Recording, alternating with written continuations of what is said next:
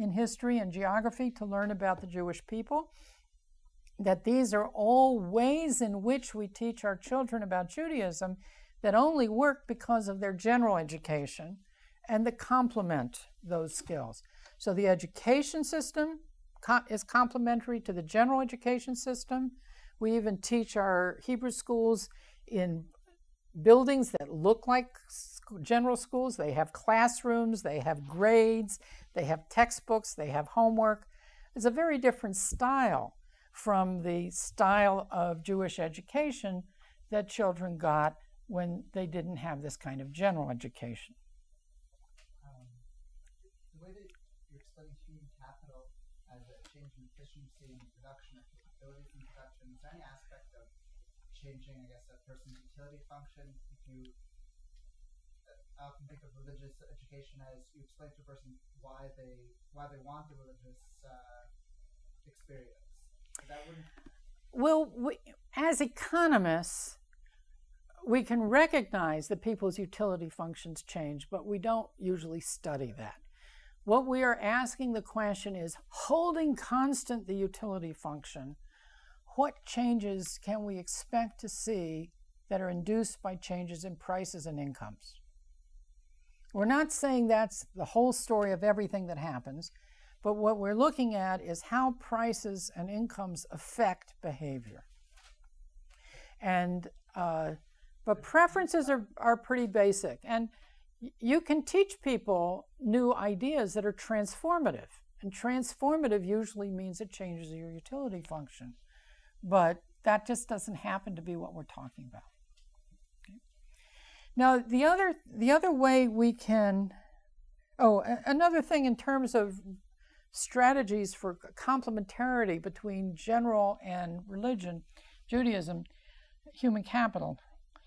Other forms of human capital reflect this, that there's a whole bunch of studies that look at the effect of religion on education, on earnings in the labor force and occupation, on fertility, on marriage and divorce patterns. These are all subjects of economic analysis that what we find is when we put religion into the right-hand side of our equation, we get really significant results. Religion turns out to be very important. For some things, being Jewish really makes a difference. For other things, being Jewish doesn't make that much of a difference because religion per se doesn't matter, but religiosity matters. How intensely religious you are makes a difference. But this is a whole area of empirical research that's proven to be very fruitful. People are always surprised when they add religion to their equation and find out that it outperforms a lot of their other independent variables. So this is an area that will definitely go far in the future. And then I don't want to spend too much time because I am talking too much here, but we also invest in religious institutions. We want not just the synagogues, but the other Jewish institutions that are part of our community. We want the purpose of those institutions from a religious perspective is they make individuals more efficient. It's your time and effort and resources spent in making Judaism are more efficient if you have a synagogue community into which you fit. And you want to build up, we talked about Jewish continuity being important. That's the communal institutions. And the final topic that I do want to have time to squeeze in before we end here is government policy. Now, as an economist, one of the things that's very interesting, once you've got goods and you've got a market for goods and services, they always ask the question, is it a competitive market? Or is it a monopoly? Or is it somewhere in between, an oligopoly? That these have implications for efficiency of the markets as well as consumer satisfaction and the price of the goods to the consumer. And here, the thrust of the research that's proved to be very, very insightful is to think of a state religion when the government favors one religion is a sort of a monopoly on religion, and competition is religious pluralism. What we have in the United States is a constitution that forbids the government to favor any one religion over another. It doesn't mean that the government, that the people in the government don't favor one religion, but officially the government cannot make a law that favors one religion over the other. So what do we know about the differences between competition and monopoly that we can apply here? The definition of pure competition is free entry and exit of firms.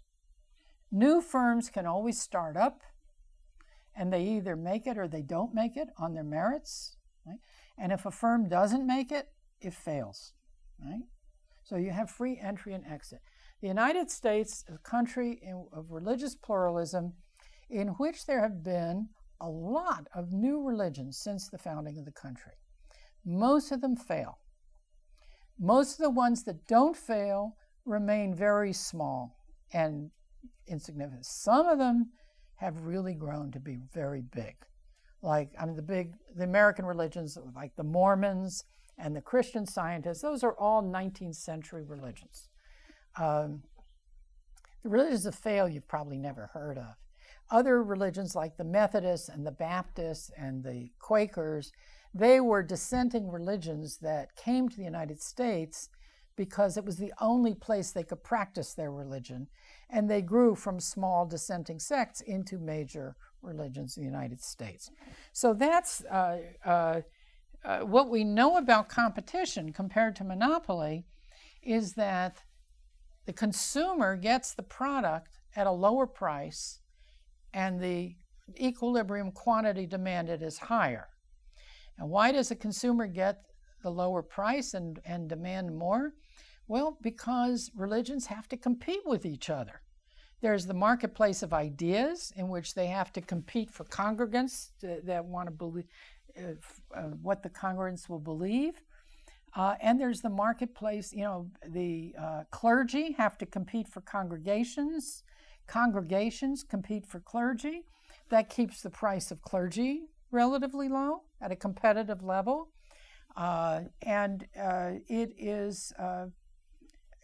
People can choose which congregation best suits their spiritual needs, and therefore they are more happy with what they're getting, and so they will demand more. People sort themselves out across congregations according to their preferences and according to their costs. And generally speaking, the United States, with its pluralistic religious market, has a higher rate of religious participation, whether you measure it by time or money, than almost any country in the world. That's one of the things that always surprises foreign visitors to the United States, is how many churches there are everywhere. And attendance at these churches is much higher than in most countries. But it's not any one church. It all depends on the competition among churches. The other thing that comes out of this pluralism is what is called congregationalism. A church, or in our case, let's say synagogue. I'm sorry, I have to come back to that.